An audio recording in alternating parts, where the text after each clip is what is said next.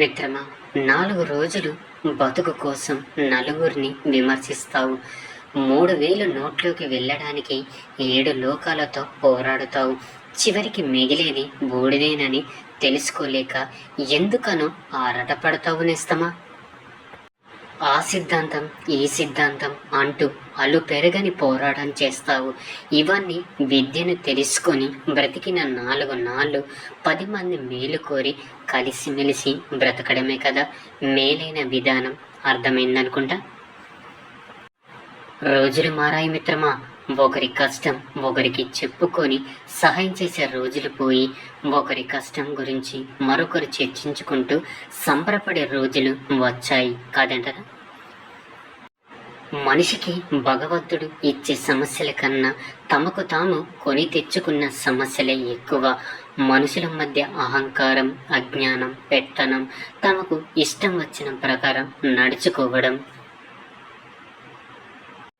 వాటి కోసం పరిగెత్తడం, పేరు కోసం తపన పడడం, ఇతరులను ఎదగకుండా చేయడం, ఇలా మనుషులు తమకు తాముగా ఎరుక్కొని నరకాన్ని పొందుతున్నారు. అవునా? ఎక్కువగా ఎవరిని నమ్మొద్దు నేస్తమా, మోసపోతావు. ఎవరి కోసమో ఆలోచించకు, వాళ్ళకే అలుసైపోతావు. ఎక్కువ విలువనివ్వకు నేస్తమా, గౌరవాన్ని కోల్పోతావు. ఎవరిని ప్రశ్నించకు, శత్రువు అవుతావు. ముందుగా నా వాళ్ళు అని ఆలోచించడం తగ్గించు. ఎవరి నుంచి ఏమీ కూడా ఆశించకునేస్తామా, అప్పుడే నీ జీవితం చాలా బాగుంటుంది. మిత్రమా, వర్షాలు పడడం లేదని ఊర్లో వారందరూ దేవుణ్ణి ప్రార్థించడానికి వెళ్తారు. కానీ ఒకడు మాత్రం గొడుగుని తీసుకొని వెళ్తాడు. అదే విశ్వాసాన్నేస్తమా, నమ్మకం. తండ్రి బిడ్డను పైకి ఎగరవేస్తాడు. బిడ్డ ఏడవాలి కానీ నవ్వుతుంది. అదే నమ్మకం అంటే. మరి ఆశ అంటే మనం రేపు బ్రతికి ఉంటామో లేదో తెలియదు కానీ అలారం పెట్టుకొని మరీ పడుకుంటాము. అదే ఆశ అంటే. అర్థమైందనుకుంటా. మిత్రమా, నచ్చని మనిషి గురించి మాట్లాడకండి. ఇష్టం లేని వ్యక్తిని కలవకండి. మనల్ని చులకనంగా చూసే వారిని అసలు పట్టించుకోకండి. అప్పుడే మన పూర్తి ఆరోగ్యవంతులుగా ఉంటాం నేస్తమా. ఒక విషయాన్ని గుర్తుంచుకో మిత్రమా, చెడు స్వభావం కలవారిని తెలిస్తే వాళ్ళు సొంత వారైనా పరాయి వాళ్ళైనా ఎవరైనా సరే పక్కన పెట్టండి. ఎందుకంటే మన చేనులో ఉండే మిరపకాయ కదా అని కళ్ళల్లో పెట్టుకుంటే అది మంటనే పుట్టిస్తుంది తప్ప చల్లదనాన్ని ఇప్పుడు నేస్తమా. ఎందుకంటే దాని స్వభావం అలాంటిది కాబట్టి. మిత్రమా, ఏమి చేస్తున్నావు అని కాకుండా ఎలా ఉన్నావని అడగండి. సంపాదన ఎంత అని కాకుండా సంతోషంగా ఉన్నావా అని అడగండి. పని ఉన్నప్పుడు కాకుండా పని కట్టుకొని మాట్లాడండి. పోయాక ప్రేమాభిమానాలు కాకుండా ఉన్నప్పుడు నేనున్నానని భరోసా ఇవ్వండి.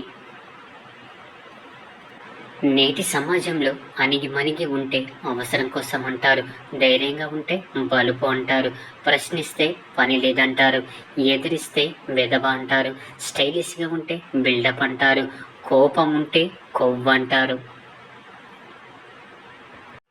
ఆనందంగా ఉంటే ఆడిపోసుకుంటారు, డబ్బుంటే మాత్రం పైవన్నీ పక్కన పెట్టి గొప్పడు అనే స్థాయిలో చూస్తారు నేస్తమా. కాదంటారా.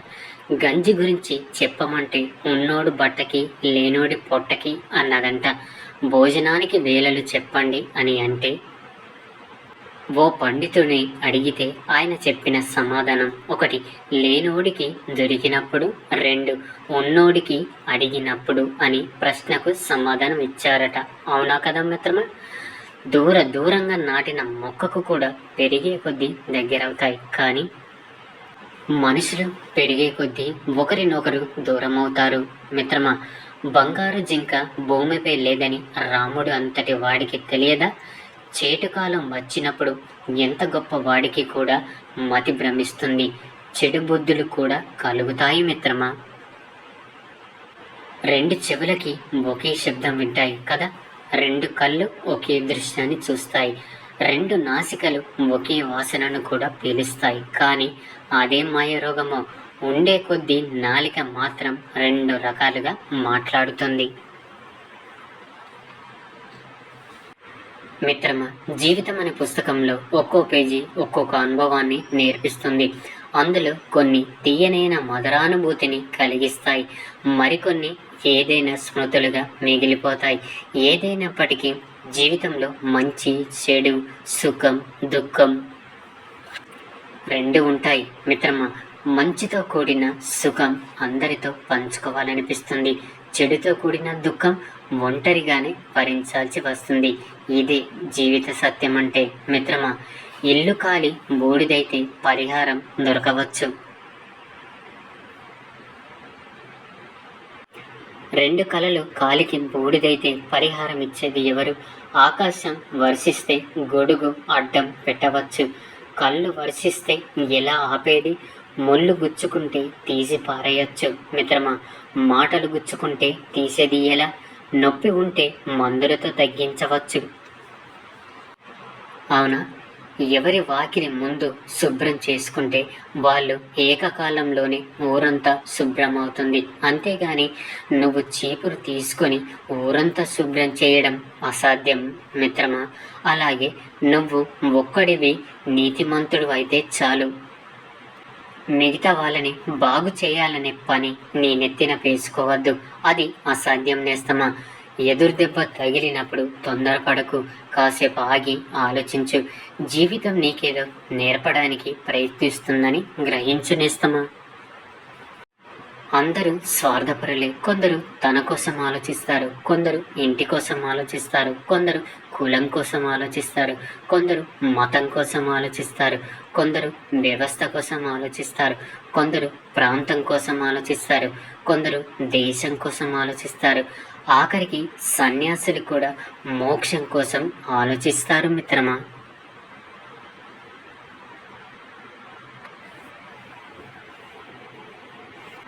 ఒక విషయం చెప్పన మిత్రమా, ఎవరైతే మన కోసం శ్రద్ధ తీసుకుంటారో వారిని మనం ఏడిపిస్తాం.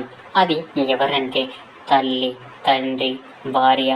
ఎవరైతే మన కోసం శ్రద్ధ తీసుకోరో వారి కోసమే మనం ఏడుస్తాము. వారు ఎవరంటే సంతానం. ఎవరి కోసం అయితే మనం శ్రద్ధ తీసుకుంటామో వారు మన కోసం ఎప్పుడు ఏడవరు. అదే సమాజం కాదంటారా నేస్తమా. మనల్ని అర్థం చేసుకునే వారికి మన రూపంతో అవసరం లేదు, మన మనసుతో పని. మనల్ని బాధ పెట్టే వారికి మన మనసుతో అవసరం లేదు, వారి అవసరంతోనే పని. మన చెలిమి కోరే వారికి మనసు స్తోమతో అవసరం లేదు, మన వ్యక్తిత్వంతోనే పని. మనల్ని దూరం పెట్టే వారికి మన ఫీలింగ్స్తో అవసరం లేదు, వారి స్వార్థంతోనే పని కాదంటారా. మిత్రమా, స్వర్గంలో అన్నీ ఉన్నాయి కానీ చావు లేదు. భగవద్గీతలో అన్నీ ఉన్నాయి కానీ అబద్ధాలు లేవు. ప్రపంచంలో అన్నీ ఉన్నాయి కానీ ప్రశాంతత లేదు. కానీ ఈరోజు అందరి దగ్గర అన్నీ ఉన్నాయి కానీ మనశ్శాంతి లేదు నేస్తమా. గలగల మాట్లాడే గొంతు మూగబోయింది అంటే మనసుకు ఎవరెంత గాయం చేసి ఉంటారో. నవ్వుతూ పలకరించే మనిషి చలనం లేకుండా శూన్యంలోకి చూస్తూ ఆలోచిస్తున్నారంటే గుండెకి ఎన్ని గాయాలు అయ్యుంటాయో. నలుగురితో కలిసి ఉండే మనిషి ఒంటరిగా ఉంటున్నారంటే ఎన్ని అవమానాలు చూసి ఉంటారో కదా మిత్రమా. నీకోసం నీ జీవితం మొత్తంలో నీకన్నా ఎక్కువ ఆలోచించేవారు, నువ్వు బాగుంటే చాలని తపన పడేవారు ఒకరు ఉంటారు మిత్రమా. నువ్వు వారికి ఏదో చేయాలని ఆశించరు. నువ్వు చేయాల్సిందంతా వారిపై పెట్టుకున్న నమ్మకాన్ని కాపాడుకోవడమే. ఇదే వారికి నువ్వు ఇచ్చే విలువైన బహుమతి మిత్రమా. డబ్బు నుంచి వచ్చే ప్రేమ దీపం లాంటిది, అది నూనె ఉన్నంత వరకే వెలుగుతుంది. మనసులో నుంచి వచ్చే ప్రేమ సూర్యుడి లాంటిది, అది సృష్టి ఉన్నంత వరకు వెలుగుతూనే ఉంటుంది మిత్రమా. ఈ రోజుల్లో తిండి లేక చేస్తున్న వారి కన్నా తినలేక చూస్తున్న వారే ఎక్కువ. ఎవరు లేక అనాథలవుతున్న వారి కంటే అందరూ ఉండి అనాథలు అయ్యేవారే ఎక్కువ మిత్రమా. బాధల్లో తోడుండే వారి కన్నా బాగుంటే బాధించే వారే ఎక్కువ, మంచి వాళ్ళ కన్నా ముంచే వాళ్ళే ఎక్కువగా ఉన్నారు నేస్తమా. చెడు స్త్రీలకు ఉండే 7 ముఖ్యమైన లక్షణాలు. 1. ప్రతి క్షణం శృంగారం గురించి ఆలోచిస్తూ ఉంటారు. తట్టుకోలేనంతగా శృంగార కోరికలను ఎప్పుడు కూడా కలిగి ఉంటారు. 2. తాము భర్త ముందే పరాయి పురుషులతో నవ్వుతూ వారి మీద చేతులు వేసి చాలా చనువుగా మాట్లాడుతూ ఉంటారు. 3. అతిగా అలంకరించుకుంటూ భర్తను ఏమాత్రం పట్టించుకోరు. భర్త సోదరులతో అక్రమ సంబంధాలు పెట్టుకుంటారు. 4. ఇంటిని శుభ్రం చేయకుండా మురికిగా ఉంచుతారు. జుట్టు విరబూసుకొని ఇల్లంతా తిరుగుతారు. 5. భర్త స్నేహితులు చాలా చనువుగా ఉంటూ వారితో ఎక్కడికి పడితే అక్కడికి తిరుగుతూ ఉంటారు. 6. వారు చేసిన తప్పులకి బాధపడకుండా సంతోషిస్తూ ఉంటారు. భర్తను వదిలి వేరొకరితో వెళ్ళి వస్తూ ఉంటారు. 7. భర్త ముందే పరాయి పురుషుల గొప్పతనాన్ని పొగుడుతూ ఉంటారు. భర్త మీద అక్రమ కేసులు పెడుతూ ఉంటారు. అవునా మిత్రమా? ఈ వీడియో నచ్చినట్లయితే లైక్ చేసి షేర్ చేయండి. మరిన్ని వీడియోస్ కోసం మన ఛానల్ని సబ్స్క్రైబ్ చేసుకొని మాకు కొంచెం సపోర్ట్ చేయండి. ధన్యవాదములు.